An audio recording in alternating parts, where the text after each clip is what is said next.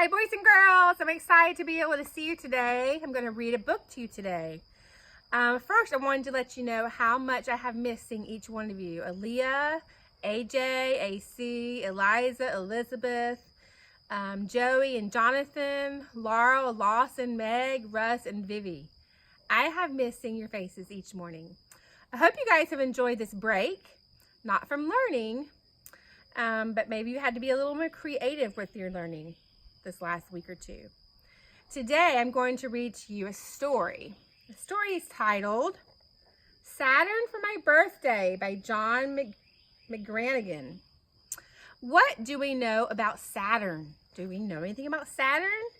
The things that come to my mind are things like Saturn is really, really cold and icy.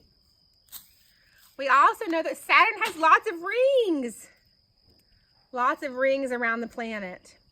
Let's see what the boy in the story knows about Saturn. Saturn for my birthday. Before we start reading, I wanted to let you know that lots of words in this book have the bossy R. So maybe you can pause the video, grab a sheet of paper and pencil, and write down the words that you hear from the story that may be words that have the bossy R in them. If not, you guys can just listen. Here we go.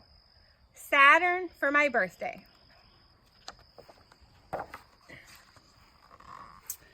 I know what I want, said Jeffrey as he marched into the kitchen.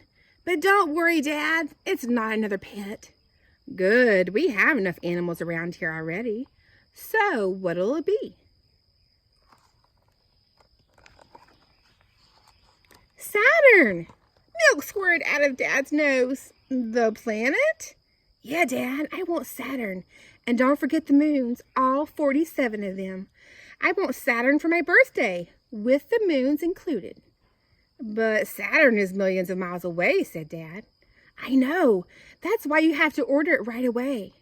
Mrs. Cassini taught us all about Saturn in school. The closest it comes to Earth is about 800 million miles, and that's still pretty far, so it might take a little while to get here. And Saturn is almost 900 million miles from the sun, so it's really, really cold.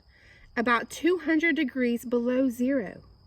But don't worry, as soon as I get Saturn home, I'll wrap a blanket around it and we'll sit in front of the fireplace.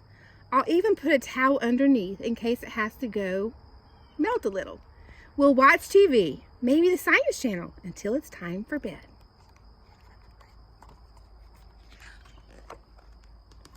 Then we'll go upstairs and take a nice warm bath.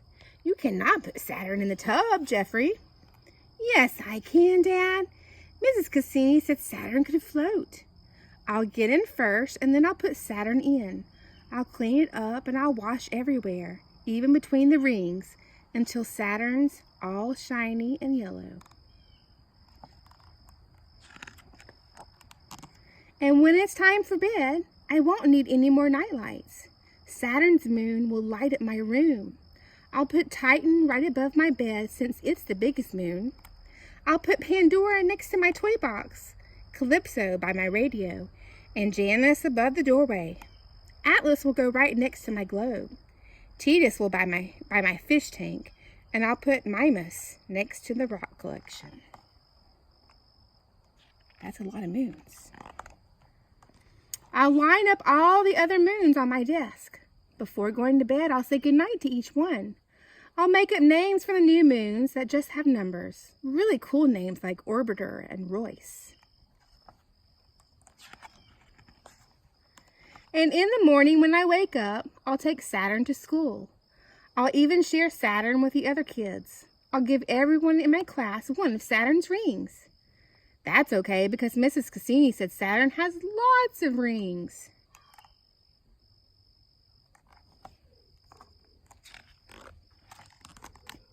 I'll give one to my best friend Tommy so he can roll it around the schoolyard at recess.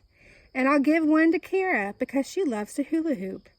I'll even give one to Mrs. Cassini, a ring. No, I'll give her 3 rings. Then she'll have one for each ear and one to wear as a bracelet.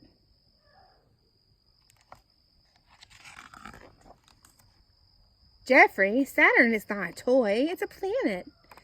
And it's an old planet, Dad. About 4.5 billion years old. So I promise to take really good care of it. I won't leave it out in the rain. When I'm done playing with it, I'll always put it away.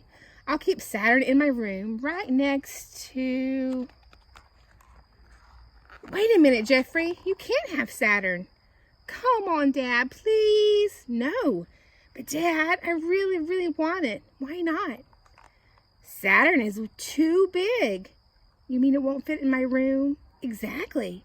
Saturn is enormous. It's the second biggest planet in the solar system. Oh, yeah, that's right. Mrs. Cassini did say Saturn is 9 times bigger than Earth. Maybe I should get something a little smaller. Now you're talking, said Dad. Well, what about one of the moons, said Jeffrey. Maybe Mimas? No, Jeffrey, that's still too big.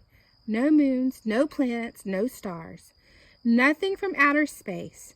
Your present must be something from planet Earth and something we can fit inside this house. Thought Jeffrey. I know. How about a puppy? I'll call him Saturn. The end.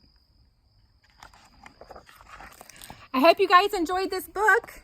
I hope you were able to pick out some of the bossy R words and write them down. I'll see you guys later this week. Bye.